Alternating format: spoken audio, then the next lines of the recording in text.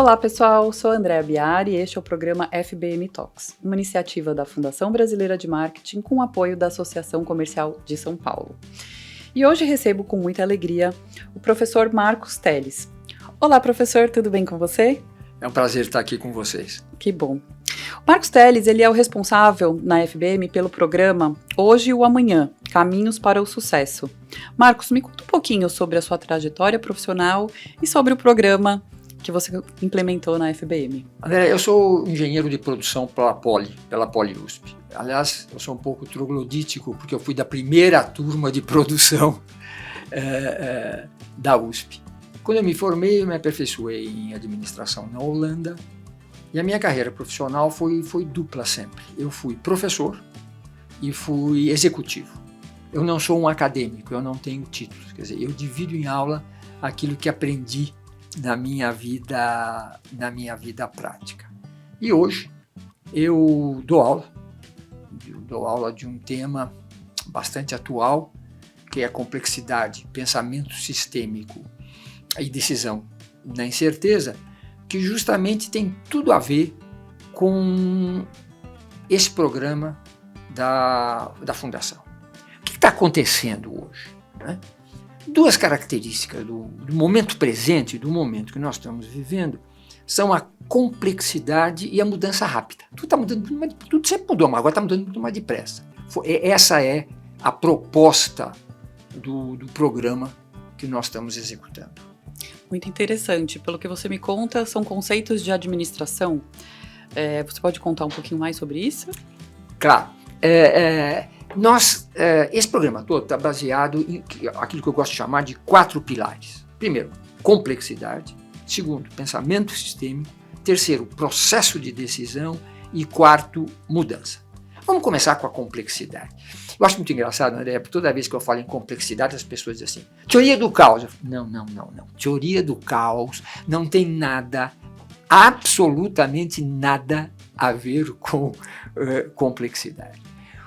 Como é que a gente usa tecnicamente a palavra complexidade? Nós chamamos de complexa toda a situação que tenha uma porção de elementos interligados, cujas ações se interligam, gerando dependência, né? O exemplo que a gente gosta de dar é o time de futebol. Você imagine você pegar os melhores jogadores para cada posição no país e botar num time. Não necessariamente vai ser o melhor time do país. Por quê? Vai depender muito da capacidade que eles tenham de interagir. Então essa interação é parte determinante do resultado que o sistema tem. Por outro lado, essas interações, o que elas fazem? Elas criam situações novas. Quer dizer, a gente diz que situações novas emergem, é a palavra que a gente usa, da interação das partes, criando imprevisibilidade, né?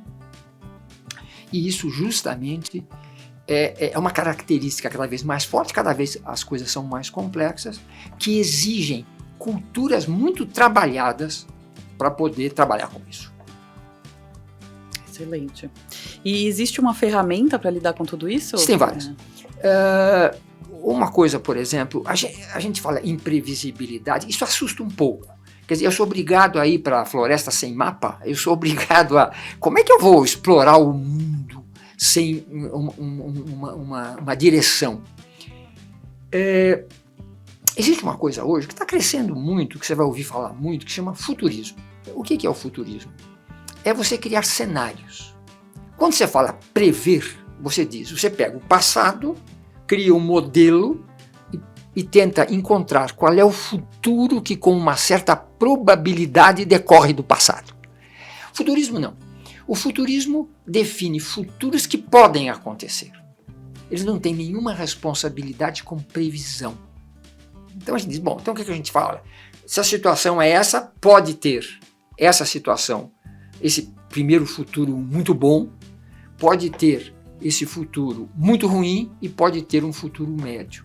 Então isso nos permite criar referências, embora eu não vou criar planos detalhados, mas eu posso criar referências e posso me orientar com base nessas 3 situações. Isso é uma coisa que a gente cada vez tem que fazer mais. Mas aqui, no nosso projeto, nós vamos falar muito de uma ferramenta essencial até para a vida da gente, que chama pensamento sistêmico.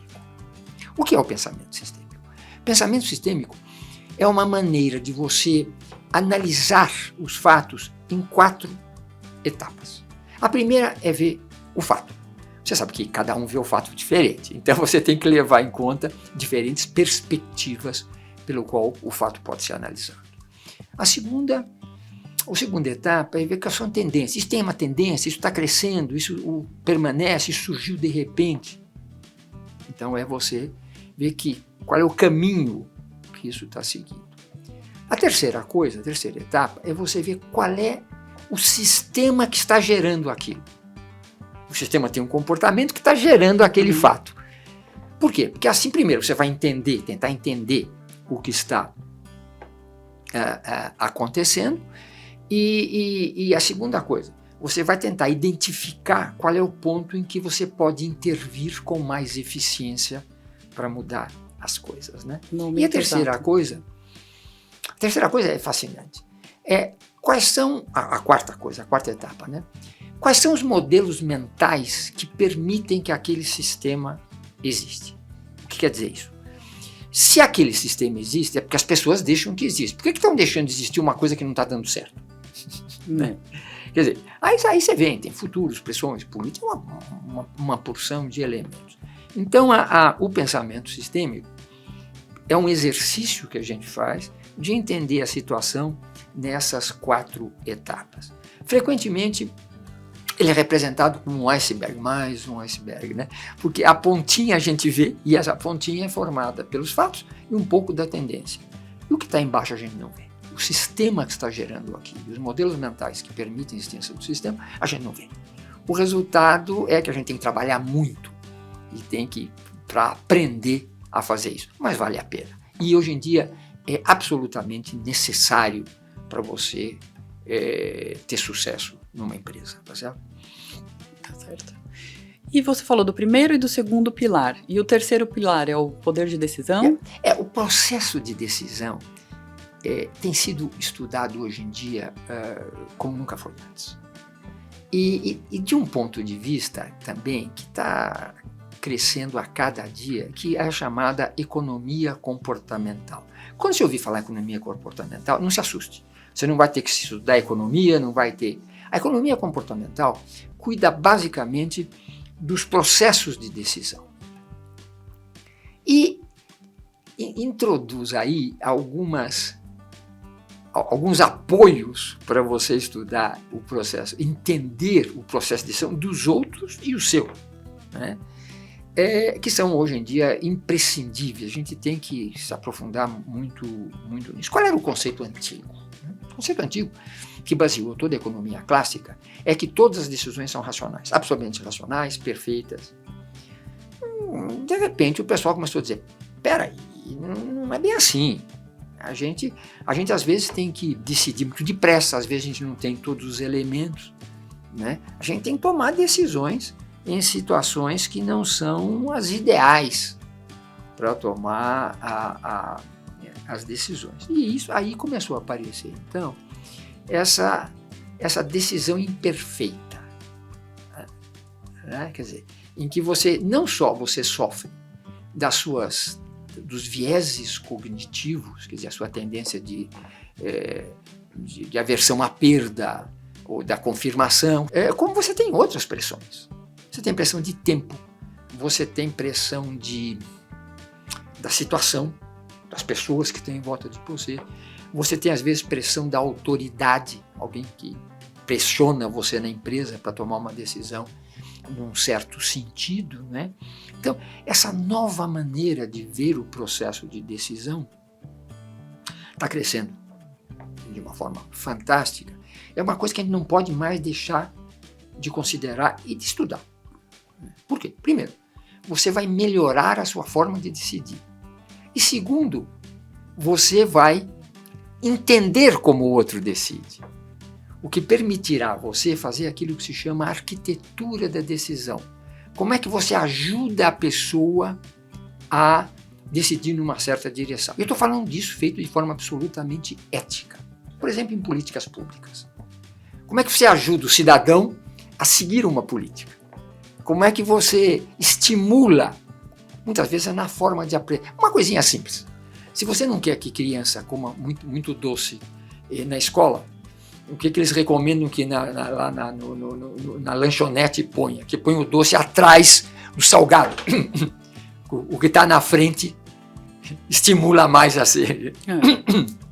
Faz sentido. Uma coisinha absolutamente simples. Se você arquitetar direitinho, funciona. Pensar então, isso hoje é feito de forma extremamente técnica. Há experiências. Então, o líder empresarial tem que usar essas ferramentas que estão à disposição. Que bom. Tá certo? O que permite o quê? A adesão das pessoas a algumas ideias, que em outras palavras, é a criação de uma cultura para atender às necessidades do momento. Muito bom. Professor, uma pergunta. O curso, esse programa será online, presencial, em company? Terá todas as modalidades? É uma curiosidade. Veja, deixa eu falar para você antes um pouquinho de mais um pontinho, que é a mudança. O processo de mudança. A gente ouve falar muito, Andréa, de que mudança, de que as pessoas não gostam de mudar, por isso são refratárias à mudança, que as pessoas reagem à mudança porque não gostam de mudar. É possível que haja algumas pessoas assim, mas não é o que acontece com a maior parte das pessoas.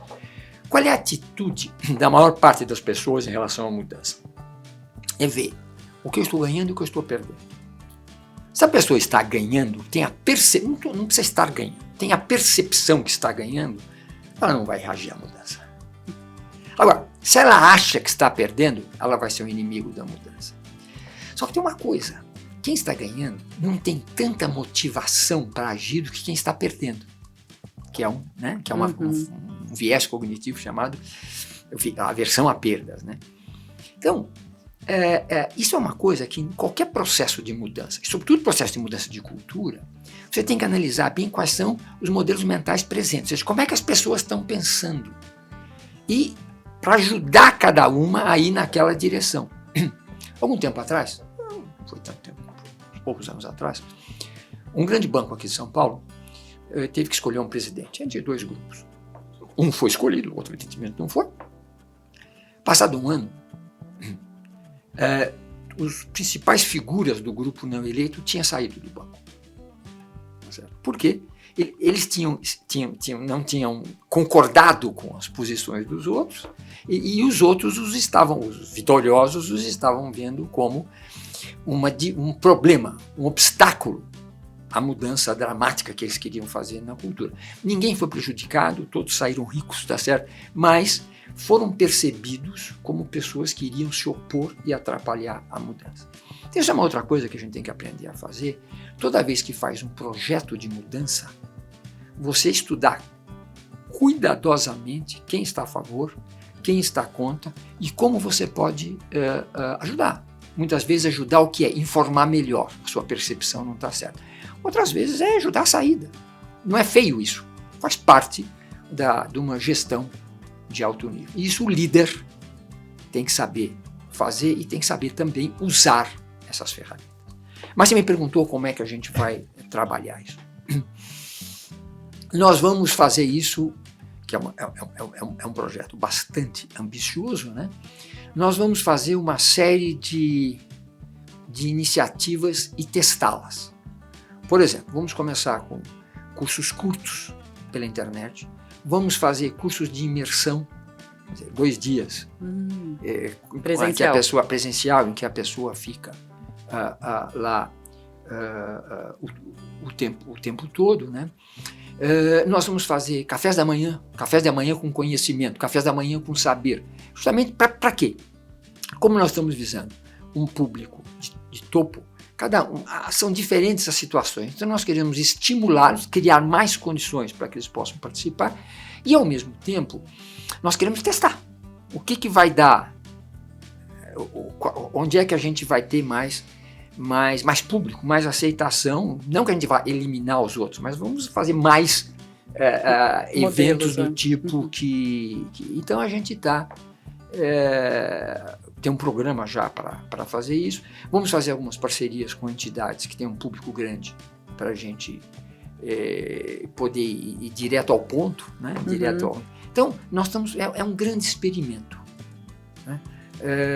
No qual nós estamos muito confiantes, porque é uma necessidade muito clara de todos os líderes hoje ter esses instrumentos para poder mudar a cultura, que você não pode mais deixar de atuar sobre a cultura.